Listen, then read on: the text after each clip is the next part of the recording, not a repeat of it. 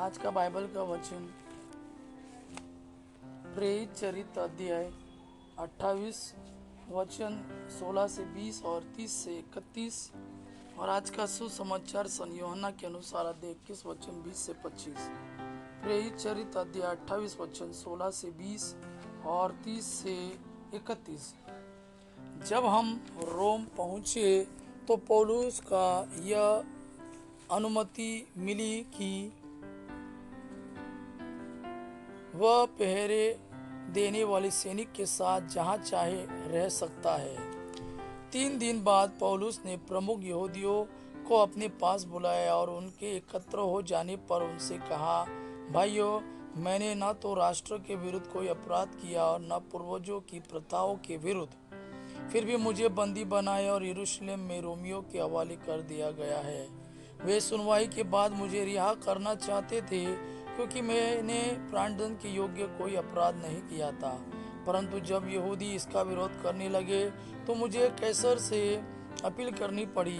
यद्यपि मुझे अपने राष्ट्र पर कोई अभियोग नहीं लगाना था, इसलिए मैंने आप लोगों से मिलने और बातें करने का निवेदन किया, क्योंकि इज़राइल की आशा के कारण मैं जंजीर पहने हूँ। पौलुस पूरे 2 वर्षों तक अपने किराए के मकान में रहा। वह सभी मिलने वालों का स्वागत करता था और आत्मविश्वास के साथ निर्विघ्न रूप से ईश्वर के राज्य का संदेश सुनाता और प्रभु ईसा मसीह के विषय में शिक्षा देता था। आज का सुसमाचार सन यूहन्ना के अनुसार अध्याय 21 वचन 20 से 25।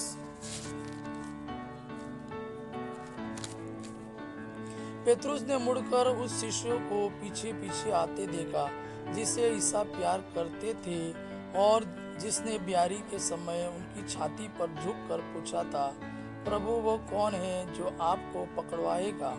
पेतरुस ने उसे देखकर ईसा से पूछा, प्रभु, इनका क्या होगा?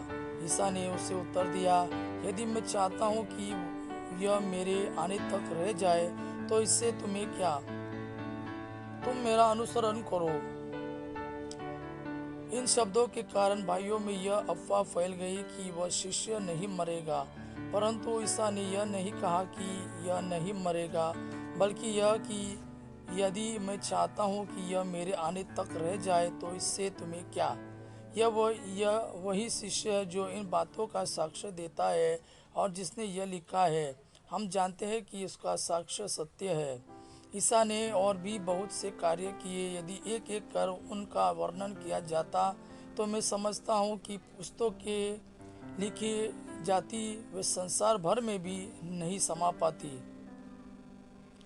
यह प्रभु का वाणी है। प्रभु को धन्यवाद। आबा पिता की महिमा और पुत्र यीशु का प्रेम आप पर सदा सर्वदा बना रहे।